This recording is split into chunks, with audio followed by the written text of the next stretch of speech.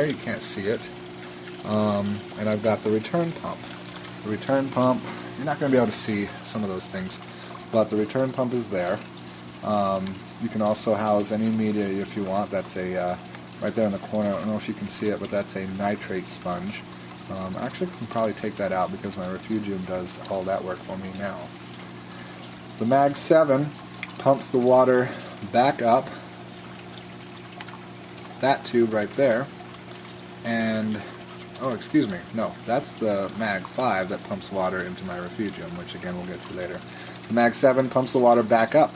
You need a higher grade pump to pump the water back up for two reasons, because it has to basically go straight up back into the aquarium, and also it helps to turn your water over faster, because basically as fast as your pump can pump water into the aquarium is as fast as it's going to overflow and back down. And you want to turn your tank over, you want to filter it about 10 times per hour. So that's what the sump does. It adds more water volume, houses a lot of your equipment that you might not want in the aquarium, and doesn't have to be anything fancy, just a little Rubbermaid container. Protein skimmer, another piece of valuable equipment. Some swear by it. I, however, haven't had that kind of experience with it. I've gone weeks at a time where my skimmer has been turned off before with no adverse effects to my display that I notice. So it's just kind of there for me. But what works for some people doesn't work for other people. I'm going to skip back up here real quick because I kind of skipped over something. And that is my power heads, or lack thereof. Really all I have for flow is the return line, which is there. And I have that aimed at the water surface, and what that does, as you can see, is it ripples the water to provide a better gas exchange at the surface, and also kind of helps the halides to give you that ripple effect in your aquarium. Probably doesn't come out so well on the camera, but anyways, it kind of simulates that same ripple effect that these animals would find in nature. So I just have that, and right there I have my power sweep, and as you can see, it's supposed to go back and forth. It looks like it's stuck. I might have to fix that.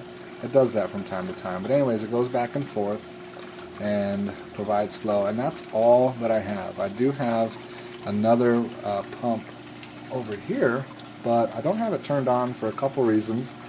First one is my lionfish hangs out over here a lot, and I fed him once and he got clumsy, and one of his fish he was going after went right towards that pump, and the lion actually got sucked into it.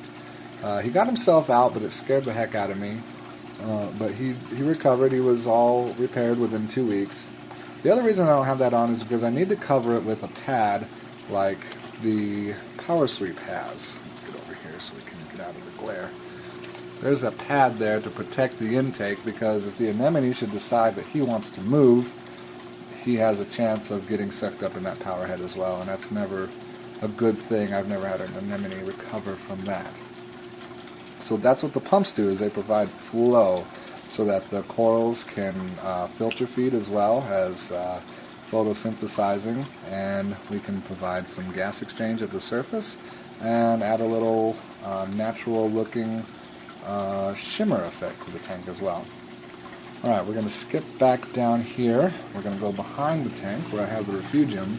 If I get a shot of the whole tank, you can see it's in a corner. So I've got a lot of room back there for the refugium. And that is actually an aquarium I was given for free. It's a 20-gallon high. It's sitting on 2 buckets. I have them turned over. And that's the refugium. And what a refugium does is it houses algae, macroalgae. As you can see, all that green stuff growing in there. The reason for this, and I think this is the most beneficial part of my aquarium, and probably the best thing anybody can do, is because the algae grows there and not in your display. The algae is basically taken over in there, and it eats up all the nitrates and phosphates that algae needs to have so that it can grow. And so it grows in there before it has a chance to grow into the display. And for anybody battling algae right now, you could see the benefit that that would provide. I've got 2 power compacts. This first one actually came with the tank when I bought it. It needs to have the bulb replaced, and that one I bought on eBay. It's brand new. And I actually, once again, what works for some people doesn't work for others. This is a debate that's going on right now. Some people say, well, organisms can't go on day in, day out without any rest, but I do have this on a 24/7 cycle. And I had some hair algae in my aquarium when I first set it up, or anyways when I first came to this one, because I've had 3 different ones and they've transferred everything over a couple times. I had some hair algae growing, and since I installed the refugium and have had it on the 24/7 light schedule, it has all but disappeared. I'm going to pause for just a second because the puppy is having his way with some remote controls. Okay, so we're back. So I think that kind of covers it. I'm going to talk real quick about the other pump, because I have 2 mag drives in my sump, and the second one pumps water into the refugium. It goes from down there up and over into the refugium, and it comes out over here with this overflow. And again, this is something that a lot of people say that they don't like, they won't use, they hate them. This is a YouTube overflow. I've never had a single problem with this. I never have to get any trapped air bubbles out of the top, and it works very well for my purposes. So if you don't have a built-in overflow, I really recommend one of these. As you can see, it does the same thing as the built-in overflow that I showed you earlier. Skims the surface, comes down in there, and back into the sump.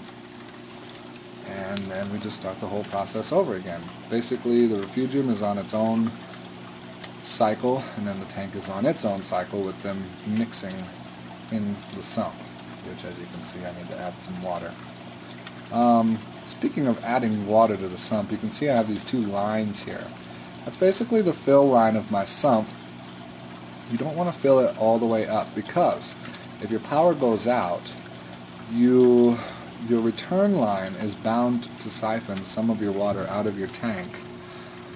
It just creates a backflow and fills up your sump. And I have actually 2 of those that I have to worry about, coming from my main tank and coming from my refugium. And also there's a little bit of water that still needs to overflow down if the power goes out. So that'll fill your sump up a little more. If you have it full to the top and your power goes out, and then you start siphoning water down into the sump from your return line and from just your regular overflow, then you're going to have a little pool of water build up, and that's not going to be a good thing. So one more quick shot of the aquarium. I'm sorry, but that bubble is pretty much one of my favorite things next to the anemone. It is just giant. And the plate too. I got that for free, like I said, and it's doing very well in my aquarium. So is the anemone. Can't get that clown to host inside of him though. Tried doing that picture thing. That was on one of the threads where you put a picture of the clownfish on the aquarium and the clown sees it and is supposed to go in there. Tried that for a couple days, didn't work. So yeah, that's a tour of my aquarium. The lights feed the corals. The pumps provide the flow. The overflow provides the filtration, skims the surface. The sump gives you more water volume, houses some of your equipment.